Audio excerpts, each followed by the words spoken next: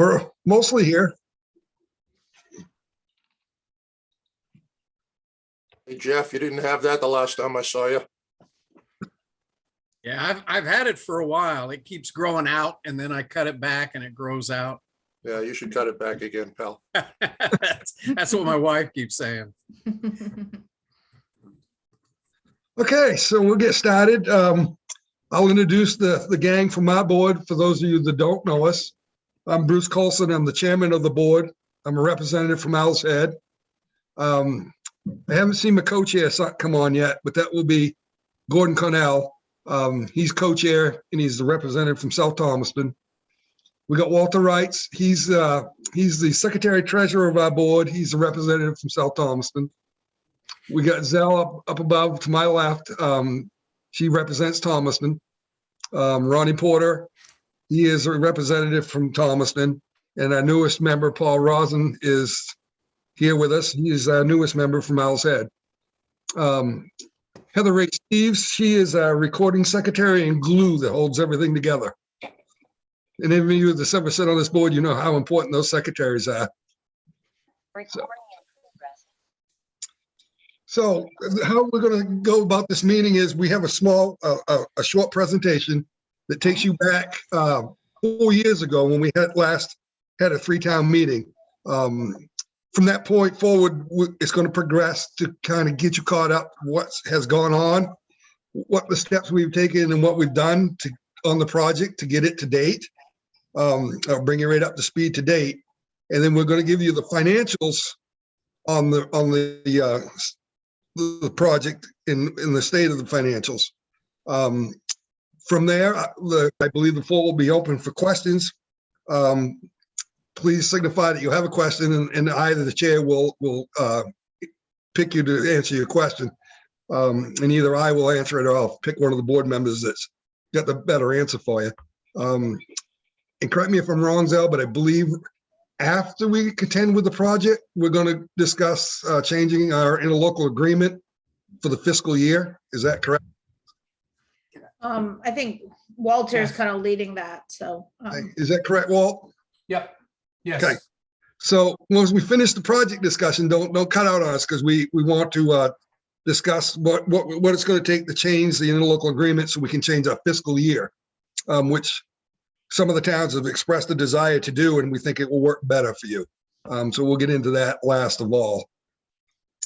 So with that said, I will turn the floor over to Zell to do the presentation.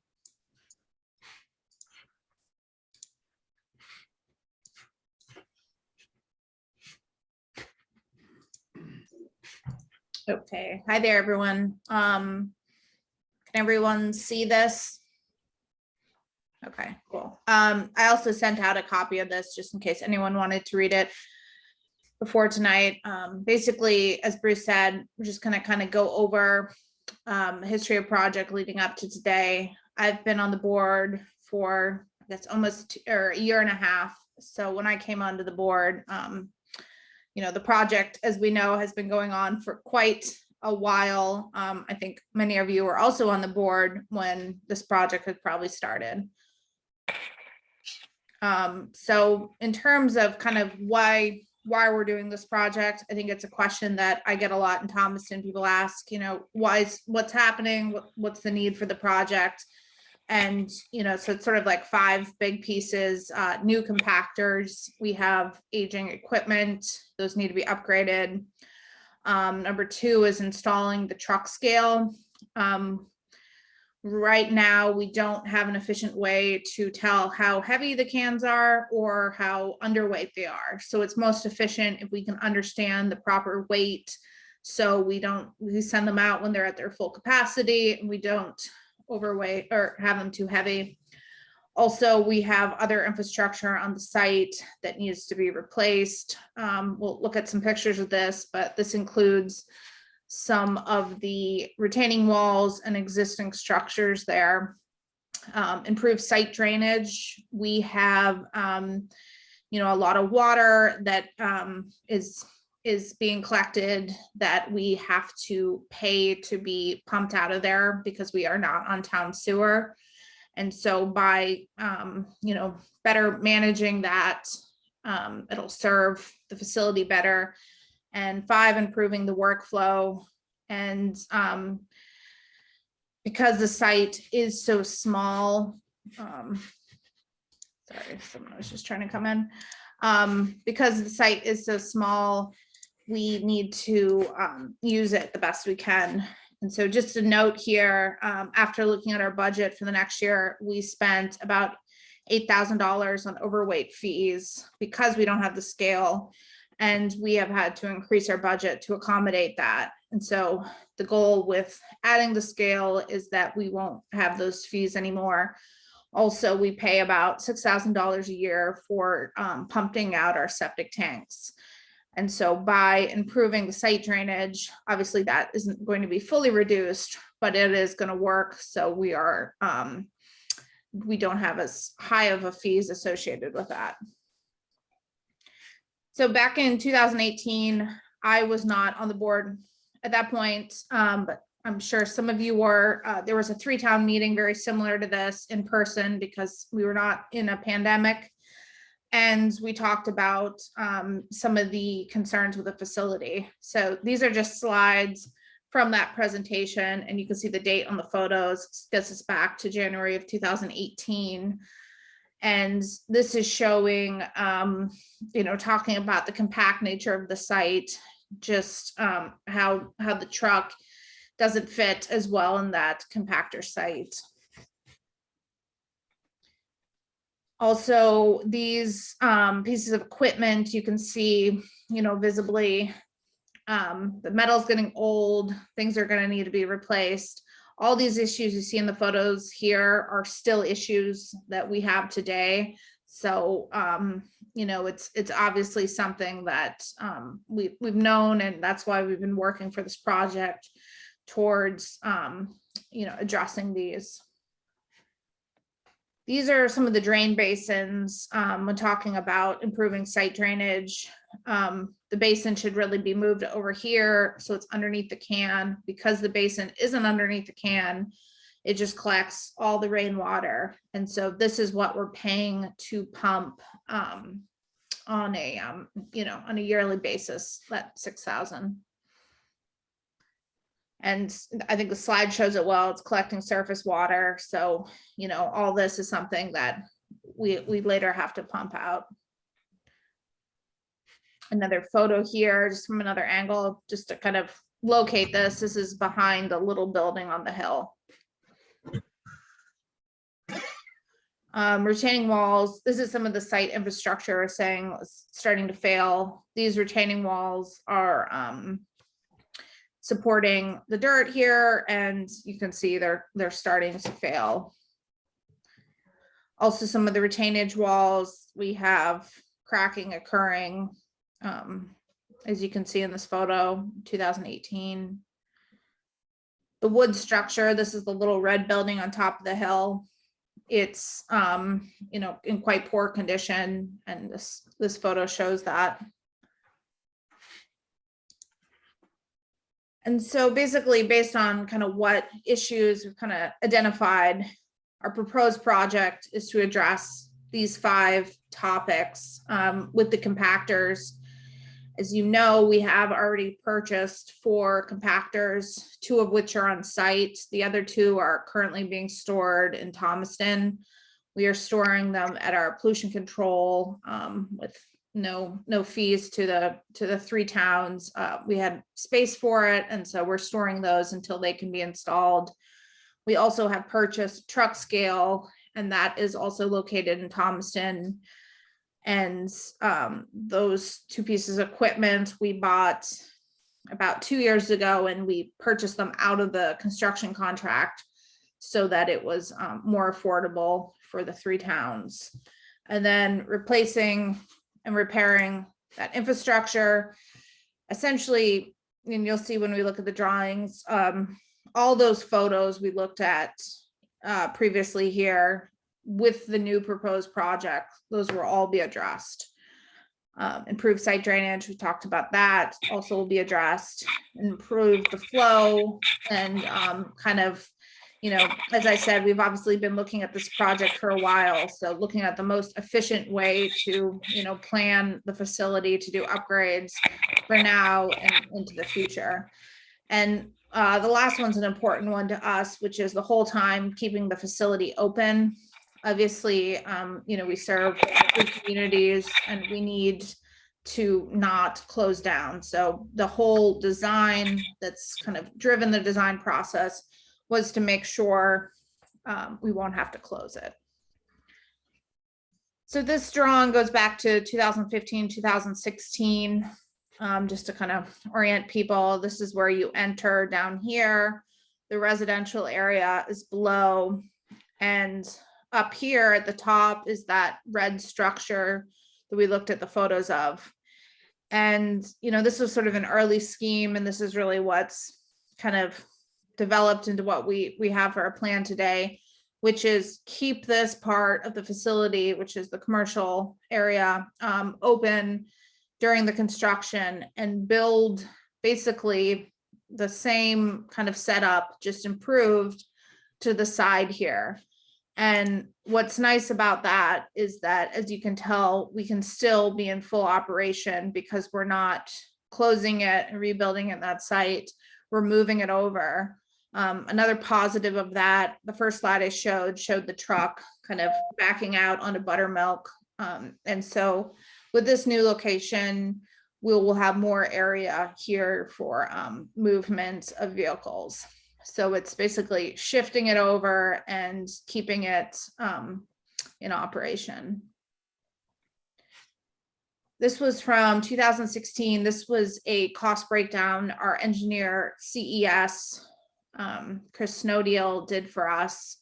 And it kind of broke down his thoughts about cost and where the total of the project was right around $1 million. What we know, it's 2022, and the construction cost of materials and everything has gone up a lot since then, but we just kind of wanted to include where we started with this. And so when we got around to 2020, the construction documents were finished, which our engineer from CES did, and he designed this new structure that basically is up at the top in that commercial area. And so as part of kind of what we came to as a design for it, it would be upgrades to the facilities, new compactors, new scale, and then the structure. And the structure has a roof over it, and it works to keep rainwater out of the cans. Obviously, if rainwater gets in the cans, that is a weight we end up paying for when it gets weighed. And so enclosing it with a roof was an important design decision. Also, as you are aware, it's quite a windy site. It's kind of the relationship to Dragon, and kind of a lot of wind comes up over the hill. And so by enclosing the cans fully like this, the design idea was it keeps any debris from blowing to the other side of the facility. And so essentially at the end of 2020, we put the project out to bid, and we got 3 bids back from 3 main firms. And our engineer put together this diagram showing where the 3 bids came in. And we met as a board and we looked at this and talked about some of the differences. And obviously one bidder came out as having a lower price, and that was SJ Wood with the $970,000. So this shows our next step is, after getting the bid, we looked at awarding the bid to the low bidder, which is the SJ Wood. The $970,131 was their price. We added the cost of the compactors. This is the $103,000. This is which we've already purchased, and the scale, which we've already purchased, got us to $1,073,252. And at this point, we looked at our financials and we had $1,098,296 in funding available. And as you recall, we had the PERC money left over when we left PERC, and that money went to the towns, and then the towns voted to return the money or give the money to the transfer station board. And that totals the $698,296 of the PERC funds. And then we looked at bonding $400,000, which is the maximum amount of money that the co-op is allowed to borrow per our bylaws. And so that's where that number comes from. It's all the PERC money plus that loan. So, and then in 2021, we went to the planning board. We went through our permitting for the project. This is a site plan showing the facility. And through the planning board process, we added some more arrows and we kind of addressed a few questions that came up with the planning board. We were asked to add some landscaping, which we added. It's not shown on this plan. And Haley Ward it's our same engineer. They just happened to change names during this project. So just in case that was confusing, Haley Ward is CES. And so we have received planning board approval and state fire marshal approval for the project. And currently the Thomaston Code Office is reviewing the proposed project. But, you know, obviously, as I mentioned, the construction climate of the last 2 years has been all over the place with costs going up. And when we came to start the project again with SJ Wood, they raised their price on us essentially to 1.3 million. And that didn't account for winter conditions, which is additional cost based on freezing temperatures that often increases costs. And then also right now, metal buildings have a very long lead time. And so we were told there was a 30-week lead time for the metal building. So that price was obviously a lot more than we had anticipated. And so we started looking at value engineering options. One piece of that being maybe we look at a wood frame building, so we're not waiting that amount of time for a metal building.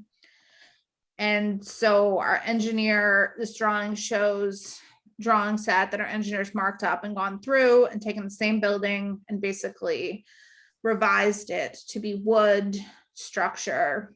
And so we had gone through this, and then it seems like we weren't, the engineer said that SJ Wood wasn't, you know, available to really work through some of the value engineering with us. And in order to see what we could do to move this project forward, we talked to the next lowest bidder, Blaine Casey, who had bid on the project in 2020. And they were more available to work with our engineer and look at ways to get the price down. So and meanwhile, all this time, as we know, the cost of materials are going up. So at the end of it, we got back to 1.290,875,000. But obviously this isn't as low as we need to be to make this project move forward. So just sort of tallying up where we are, this is the new Blaine Casey bid, cost of the compactors, cost of the scale. And then also we recognize that we have additional engineering fees for construction administration, which is, you know, oversight during the construction phase. And so this puts us at 1.482171. That's sort of the project total. And then we also recognize that there isn't a contingency in that. And given the climate of construction right now, we, you know, recognize that we will need a 10% to plan for. Obviously, this hopefully won't have to be spent, but in terms of the big picture of what this project's going to take, we've added that on. The funding that we have currently for the project is $1,250,222. And so this puts us lacking about $200,000 to move forward with the project as designed. So this is kind of why we've called this meeting, essentially, is that we want to present how we've gotten to the state we are in today. We have this project, we have this offer to move forward with the project as drawn. We could look at other opportunities for funding to continue with the project. We can look at redesigning the project, reducing the scope, looking at some more value engineering options, other avenues perhaps. Another option that we discussed as board was perhaps we could increase the borrowing capacity of the co-op. As Bruce mentioned, we're also looking at changing the fiscal year with our interlocal agreement. And so if we were to change the fiscal year, we could also consider increasing the borrowing capacity to pay for the project. And we are, of course, open to other suggestions about it and want to answer questions and talk about how we move forward repairing the facility for, you know, the three towns for now, for the future, and how to get us there. I'm going to stop sharing now. Because I can't see the full screen when you did that. So, Yeah, is that? okay, so I guess we've pretty much laid it out from start to finish and where we're at it at this point. So I'll open the floor to questions. So anybody has any questions, please speak up.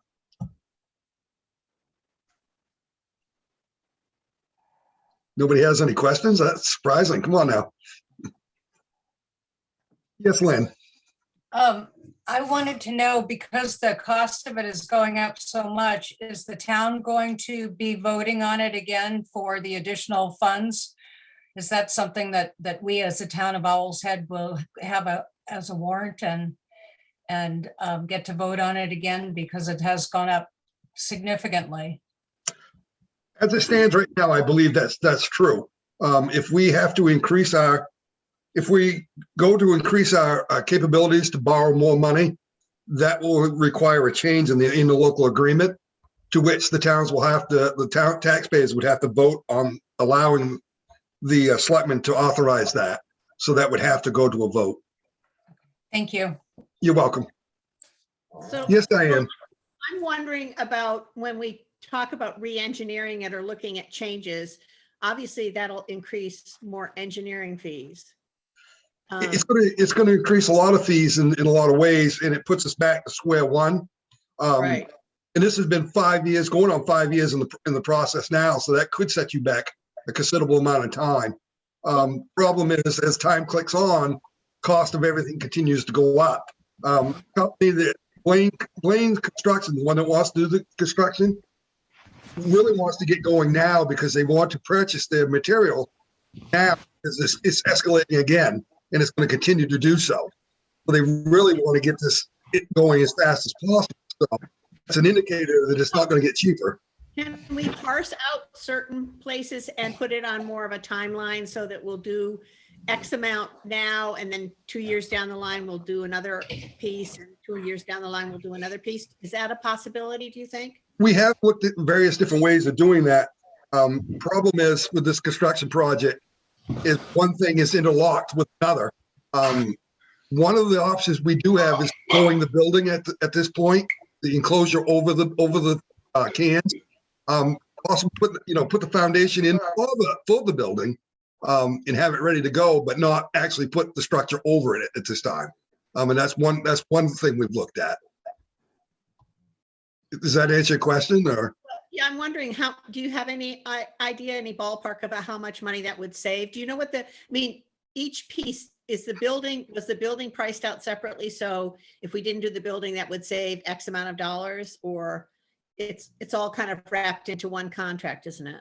It is, but I think we can break that price out, and that's a major component, really. I mean, when you're talking about a structure.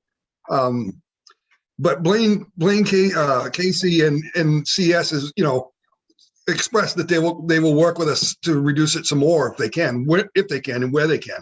So however this meeting goes tonight, we will again be going back and looking to talk to them to see what are the things that we feasibly could reduce it by. It seems to me that the drainage would be something that would be a good long-term situation to repair as soon as possible, and fixing the compactors. But I'm wondering if we held off on doing the building, if it might not save enough so that it could be a project a few years down the line. That's very well possible. And again, that has come across that table, and we're exploring it as a possibility. Thank you. Sandy, How long, if we did this whole project at once, how long will it take to finish the project? the engineers estimate about 8 months.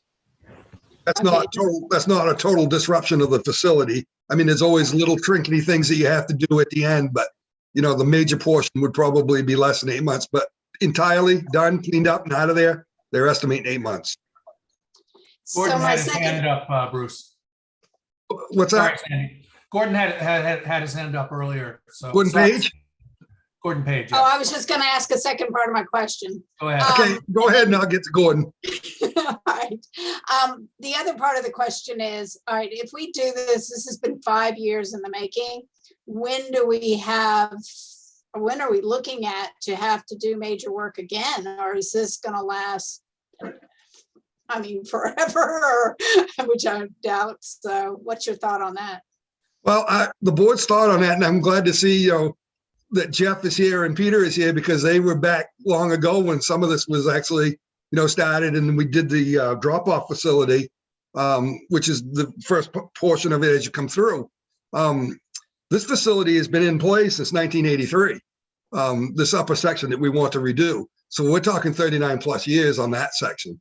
So we're looking to get at least 30 years, if not more, out of this once this is totally redone. Okay, all right. Nope, Gordon Page. Thank you, Bruce. Stell, thanks for that presentation. In the presentation, you listed 3 or 4 different options that might be considered. Has your board deliberated on what they think as a body is the best option of those 3 or 4 offered? Was that question addressed to Zell or me? Why don't you take it, and then if Zell wants Okay. to, go ahead. Would you repeat the question one more time so I got it clear? In the presentation by Zell, toward the end, there were 3 or 4 options to be considered as alternate plans. Has your board deliberated as a body as to what they think the best option would be? They have. Basically, we want to keep the plan that we have now intact as much as possible. They're really not into repairing what's there. They really want to finish up the plan that we have with the facility moved over and keeping our current facility operating all this time. We can approach the towns and ask to increase the budget, our borrowing capacity that has been discussed. Essentially, right now is what we're looking for is guidance from the 3 towns, what their opinions is and what they're thinking. And that will help guide us in the other options we had.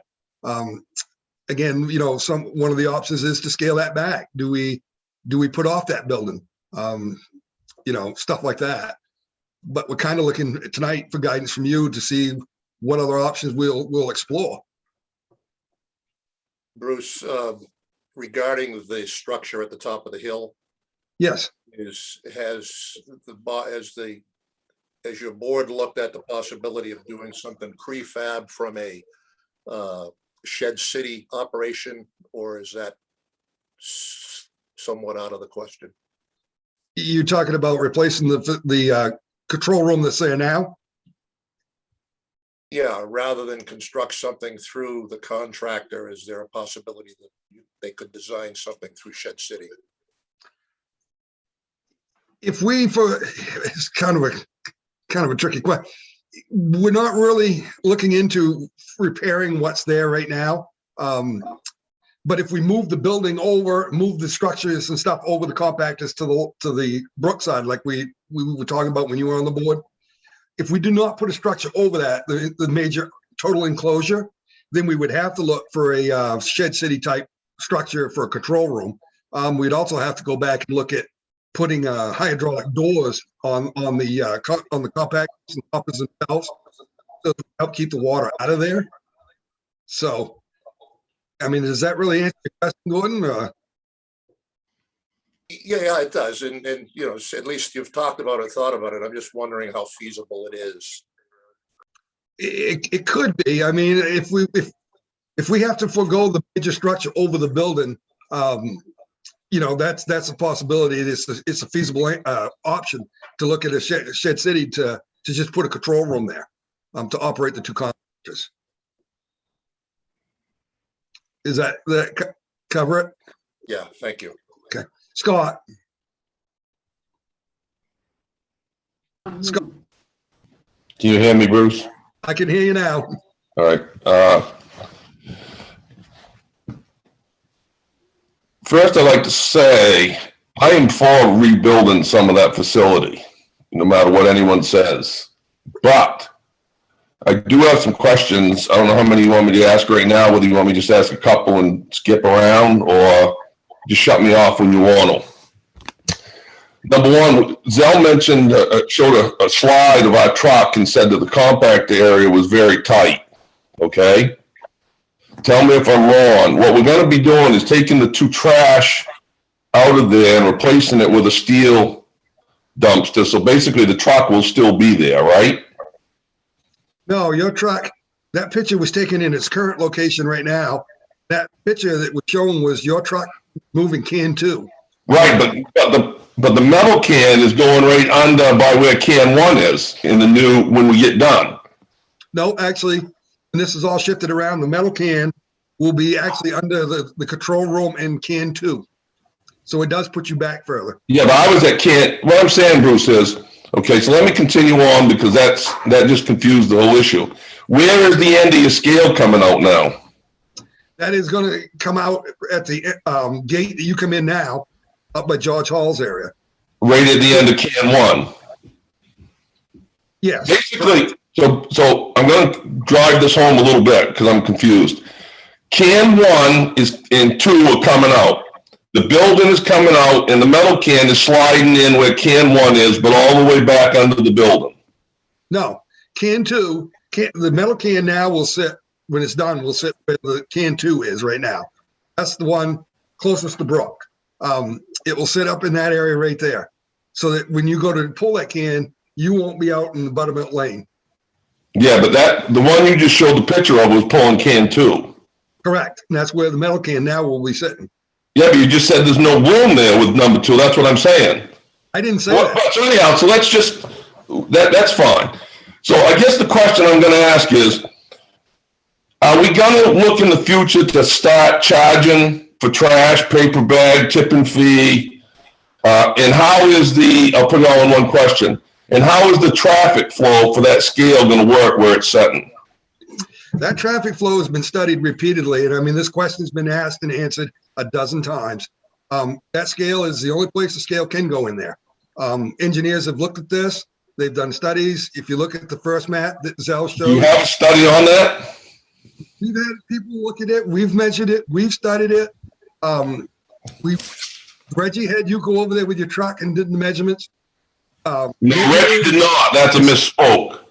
Well, maybe it is. But I know, I'm just asking questions. I'm just asking questions. all right. So a pickup truck comes in from the residential area, right? Comes in from the residential area down by Shepherd's Storage. If you want to run him across your scale, if I'm wrong, tell me. He comes up, goes out the middle scale because the attendant told him he has to go across the scale. Then he takes a right on Buttermilk Lane, takes a sharp right into gate 3, gets on the scale, goes up to the building, dumps, gets back on the scale. Now, if he's sitting on the scale because the scale is only about 30 feet from that gate at this point, correct? It's whatever the max. Roughly. Depends whose feet you use. So what I'm saying is, so if Ronnie Porter's coming down Buttermilk Lane, someone is on that scale, Ronnie Porter's gonna sit in the middle of Buttermilk Lane till they clear that scale coming out through that gate. I don't foresee that being a big issue because that's not that big of a deal. There's not that big of a traffic in there. And we also have George Hall's pit right next door that they could pull off the road and sit there.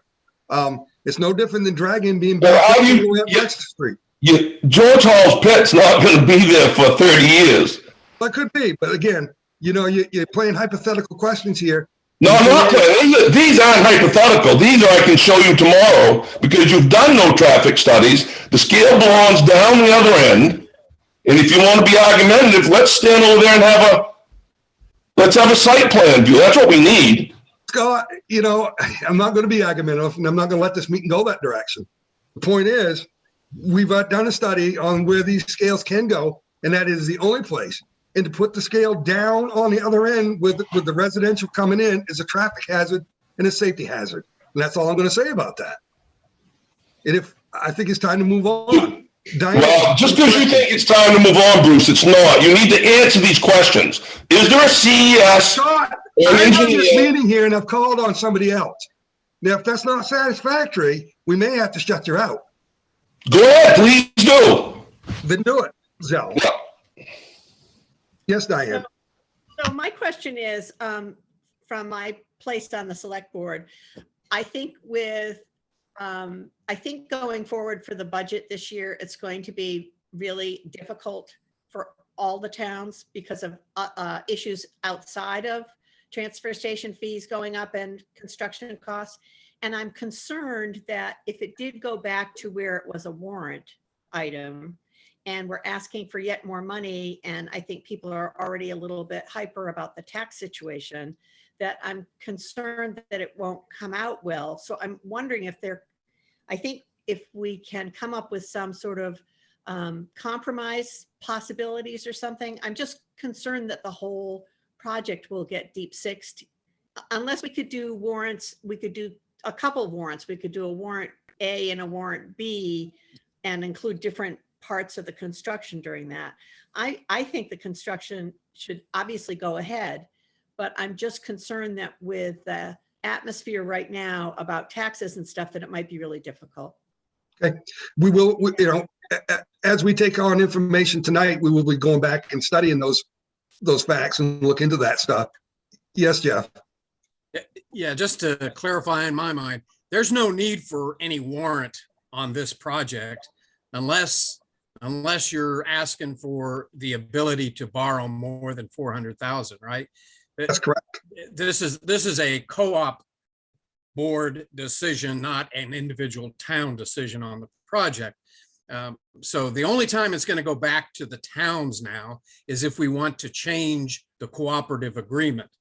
And there is, and we're kind of asking for them to put a warrant on that changes the cooperative agreement to change the fiscal year so that it matches the three towns. But if you added an additional ability to borrow, say 650,000 instead of 400, would that help you with this? I don't see where it will, because we're not talking about this happening until June. You want to try to get somebody moving now to get it done by the end of this year. Otherwise, if you don't come up with a way of either doing it in pieces now or coming up with the extra 250,000 now, then you're kicking it into next year for sure. Have I read it right? You have. You absolutely got it right. Anybody else got a question? Walter had his hand up. Yes, Walt. Yeah, to me, the board had a workshop on this to get ready for this meeting. And to me, not doing the building was kind of a consensus of the people there. Bruce wasn't unable to make that meeting. And I don't think, again, we're going to meet later this month and talk about whether we don't do the building, whether we go deeper into value engineering, or change the substance of the project. And correct me if I'm wrong, but that was kind of my sense from the meeting.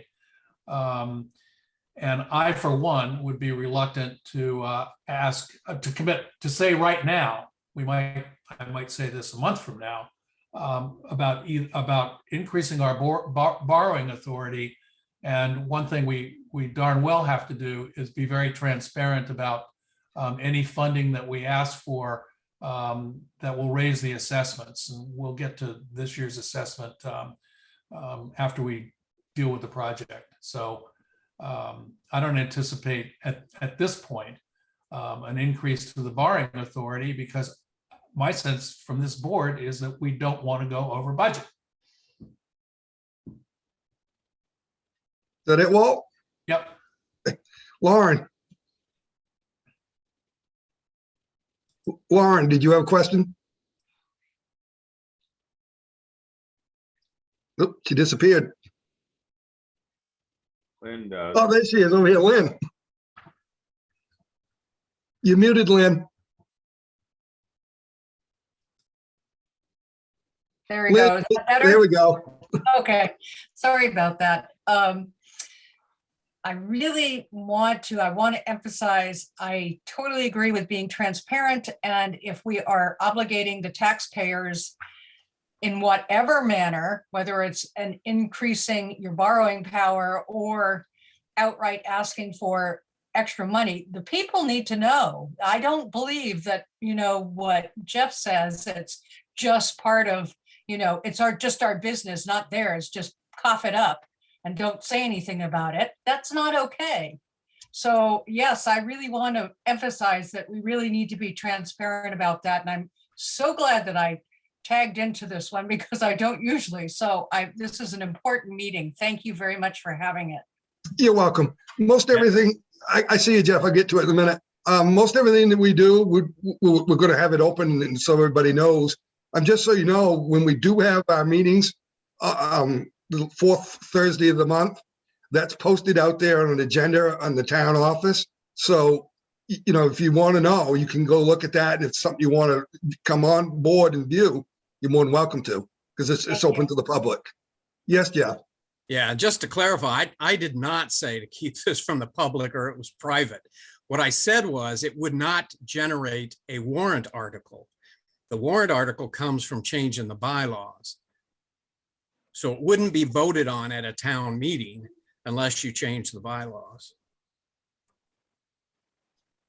Wouldn't it change the bylaws if you went above the money that was a lot? You borrowed the $400,000, which was what was allowed by the bylaws. If you're talking about borrowing more, wouldn't that go over the bylaws and change them? And that's exactly what I said, is that if you wanted to change how much you were going to borrow, they haven't borrowed it yet. Right. Okay, but if they, and borrowing 400,000 does not have to go to a warrant, to a town warrant. They have the authority to do that now. So if they wanted to borrow 650,000 to cover the deficit, that would have to go to each of the towns via a warrant to change the bylaws.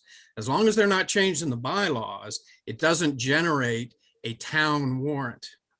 No, I thought, Gordon, maybe you can answer this. I thought that if I'm remembering this correctly, and I may not be, or I may have been ignorant at the time when the process happened, when we first started discussing the remodel at the transfer station, I thought that there was a warrant article about how much monies the people would be responsible for. Am I incorrect in that?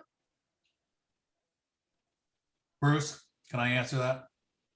Sure, Walt. So what the three towns voted on, who am I speaking to? Lynn, I'm Walter Wright. Lynn, yes. Here. the three towns in various ways voted to release their PERC funds to the transfer station. Right.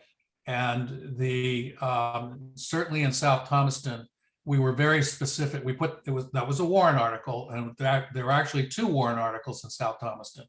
One, we set up a reserve account to house those funds, our share of the PERC funds. And then at our last town meeting, the town voted to release those funds to the transfer station board for the specific purpose of the renovation. And they authorized the select board to do that distribution, and subsequently the select board, of which Jeff and I are both members, voted to release those funds for the specific purpose of the renovation. And the reason I want to emphasize that is that if we were to undo that or use those funds for something else, I think we'd be in violation of at least South Thomaston's will of its town folks. I think Owl's Head did something similar, and I believe, Diane, you can correct me, that in Thomaston, you subjected, you didn't hold the funds in a reserve account, so you released them as part of your town meeting last year.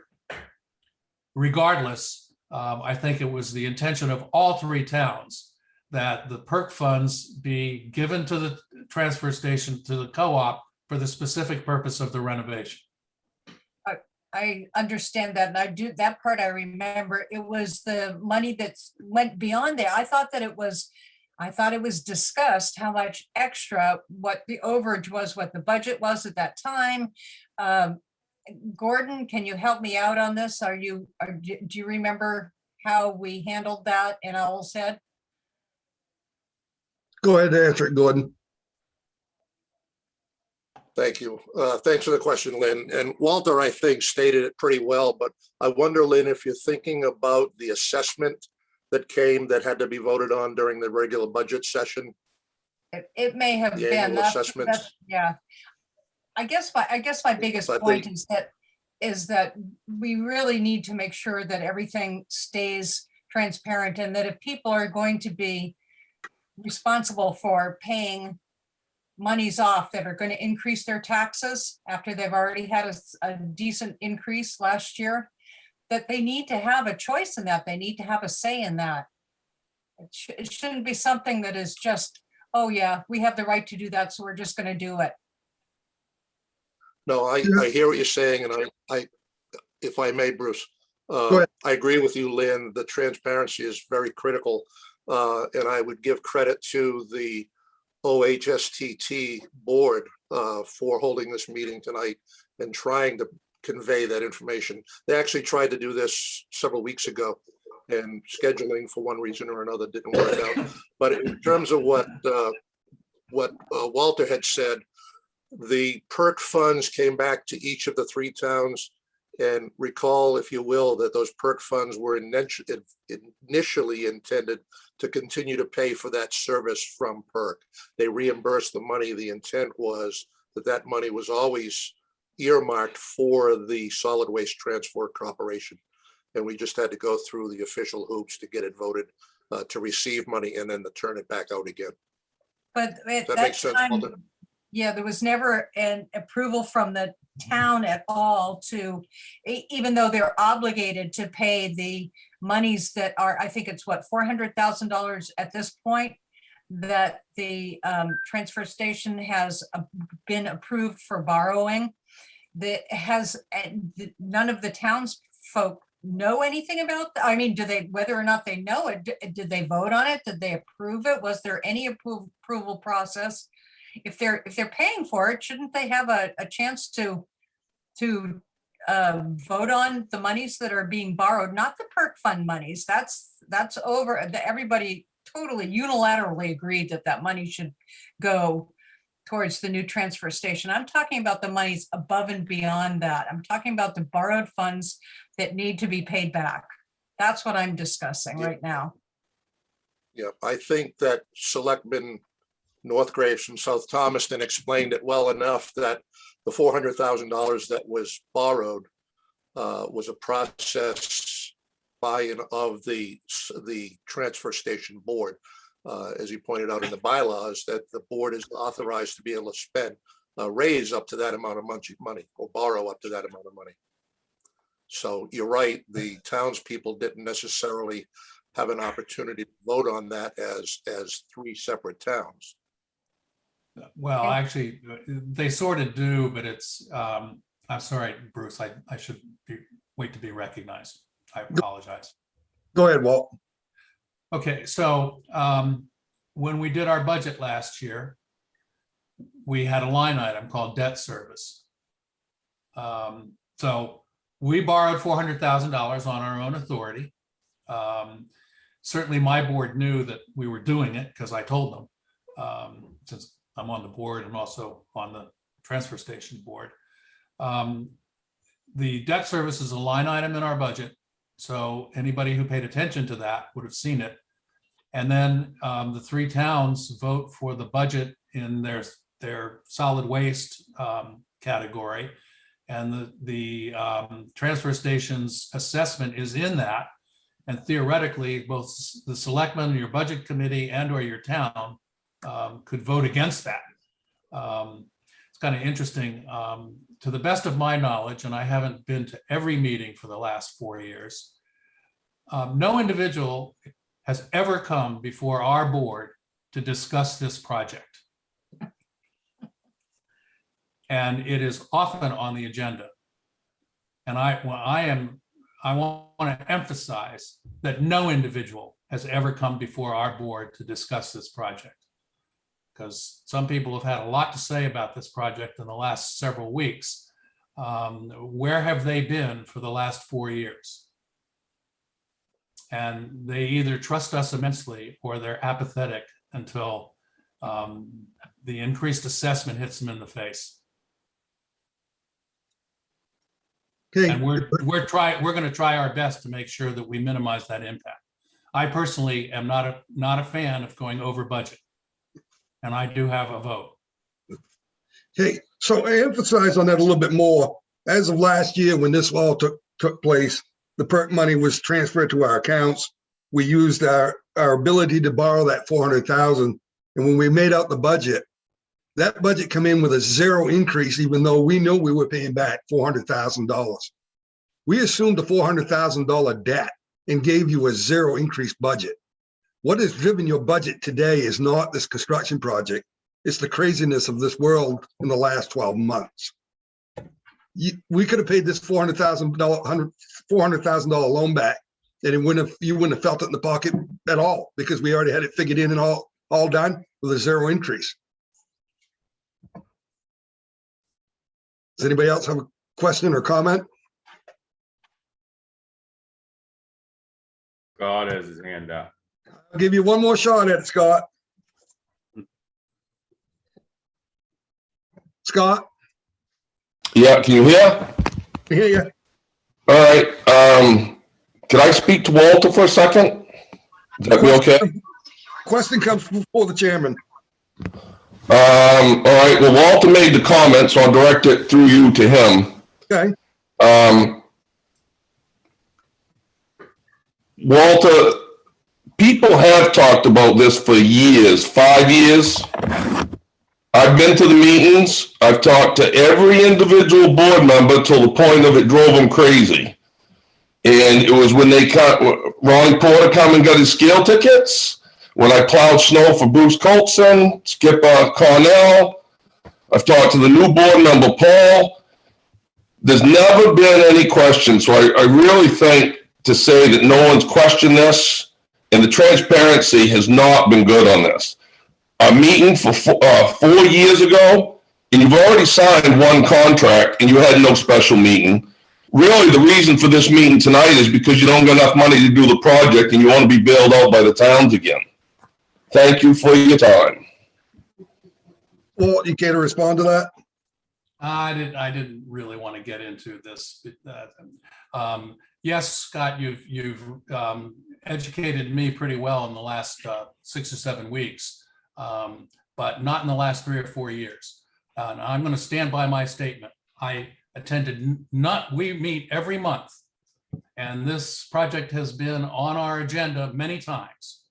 And no one, and I'm going to say no one, ever came to a meeting that I attended and raised questions or asked questions or made objections to this project in a formal meeting.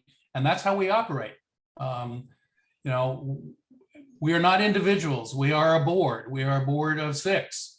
And we make decisions as a group of 6. You know, so I'm not being critical of anybody that's on the select boards, because I trust that you are kept informed and you're all raising reasonable questions. And again, I'm going to emphasize that I, for one, do not want to exceed the budget on this project. And I don't know what we're going to do about that, but that's my personal opinion. If there are more questions about the project, can we spend some time on the fiscal year change? Is there any more questions about the project? I have one quick one. Sure, Mandy. Have you guys received your DEP approvals yet? I believe we have. Okay, all right. So when we get there, I'll need a copy of that. Okay. Thank you. You're welcome. Yes, Gordon Page. There's just one question that if your board has not already, I would encourage you or request that you explore whether or not American Rescue Plan Act funds can be used for any portion of this project. Correct.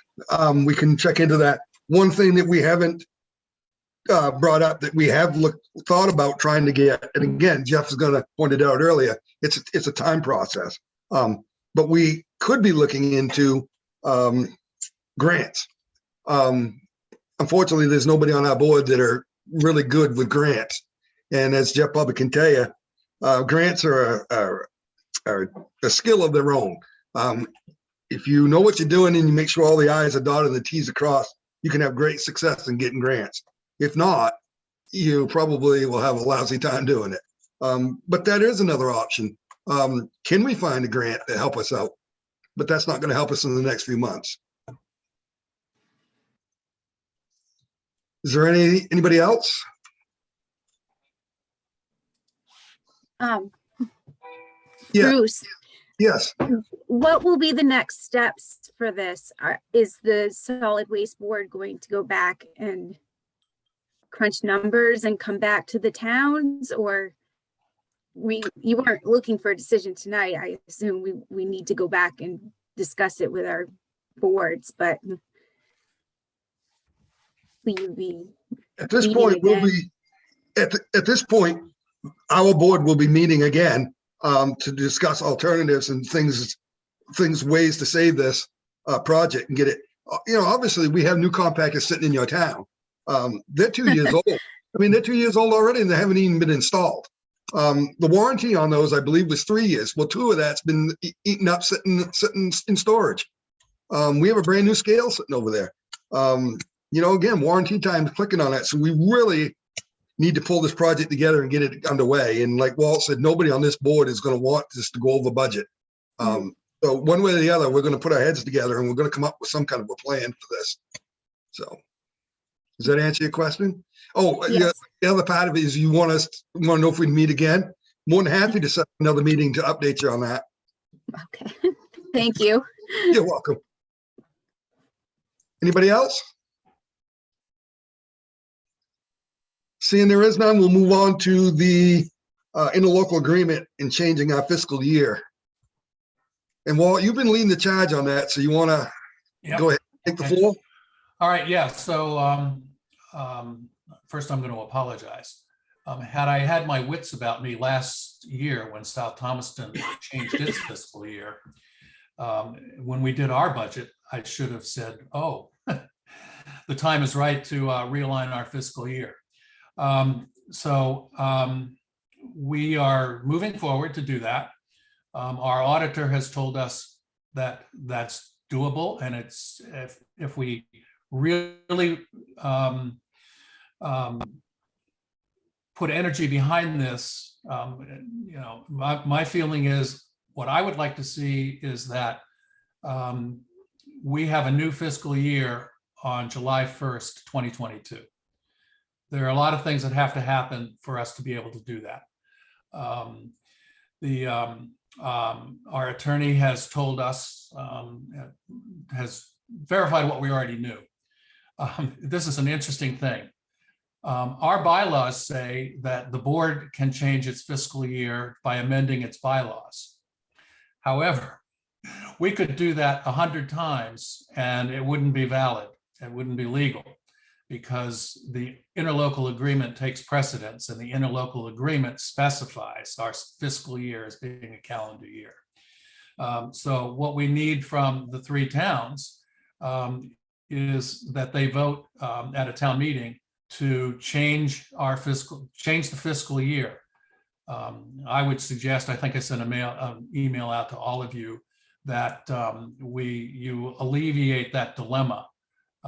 And if you're going to specify our fiscal year, do it in such a way that that the fiscal year, our fiscal year, must mirror at least two of the three towns, so that forward going, where if you guys change, you don't have to have a town meeting for us to change.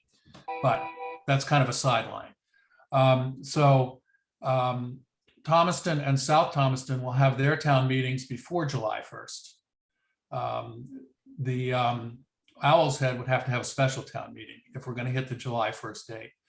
The advice that I've gotten, and I support this, is that we do two budgets. Last year in South Thomaston, we did an 18-month budget. And we're well into that now. My proposal as treasurer at our next meeting will be that we do a 6-month budget, basically cut the current budget in half, and then do an annual budget from July 1st to June 30th. In the process of doing that, and depending upon what our cash flow is, I'm also going to recommend that we adjust the assessment between now and June, and maybe even out to August, to last year's assessment. Or at least that we reduce the assessment by the $50,000 that we have to refresh our contingency. And the reason that that $50,000 was in there, and it's a major contributor to the 24% average assessment increase, was that we were going to exhaust our contingency on the project. I don't think we're going to need that extra contingency between now and July 1st. So, give us some time to sort that out, because it will be impacted by our cash flow needs. But that's a logical place to go for relief to the town budgets in the shortfall. Right now, just as an example, because of the increased assessment, South Thomaston will be short between January and June $13,000 because of the unpleasant surprise we laid on you people with the new assessment. So, questions about that? Yes, Gordon. Thank you. I don't have a question, Walt, but if your board gets us the language for Owl's Head, we can certainly do a special meeting to vote in favor of the change of your bylaws for that. And I just want to recognize Kara for taking a leadership role and drafting the letter of request several weeks ago. Yeah, I was going to thank her for that too. Thank you very much for considering this. Because like South Thomaston, it was going to be a $30,000 shortage for Thomaston. So I really am thankful that you're looking at this. Yes, Diane. So I was involved in a nonprofit that changed its fiscal year, and it's a little bit of paperwork, but it makes sense. And I think it's a really good idea to do the 6 months and not the 18 months. So I think that's a wise decision, Walter. Thanks. Yeah, we have to file with the state. We have to file with the town clerks, and yeah, there is paperwork. Yeah.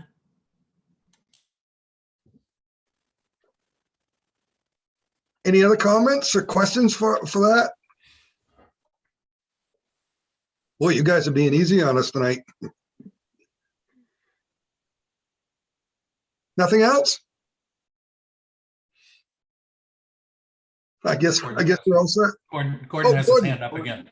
Yeah, I mean, if we're wrapping up, I just want to say that I admire the perseverance and the hard work of the entire solid waste transfer station board. You guys have been working together as a body for a long, long time. And, you know, there've been a couple bumps in the last few months.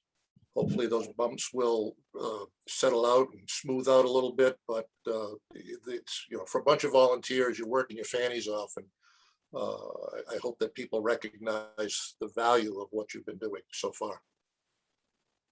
Thank you, Gordon. Yes, Jeff. Yeah, and I'd like to echo that as well, and to point out that in most towns, the budget for trash is one of the higher line item budgets in their budget. But as Walter said earlier, it gets the least amount of discussion. It hardly any significant interest from the public.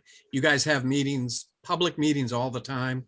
And when I was on your board, we never saw anybody from the public. They just didn't show up. And that was for several years. So I don't suspect that has changed much. So you are really, you're really representing the towns that you and the townspeople. And up until now, I think you guys have done a great job, and I like the presentation you did tonight too. Thank you, Jeff. I also want to thank you, Jeff. You were an excellent role model and lead when you sat on the chair. I appreciate that, but we didn't get this done 15 years ago like we should have. Peter, where are you? He's down below. Don't get him started. Is there any other comments? Good work. You all set, Gordon? Everybody all set? All righty. Bruce. Bye, Thank you. everybody. Thanks, everybody. Thank Thanks, you. Al. Nice to meet you all.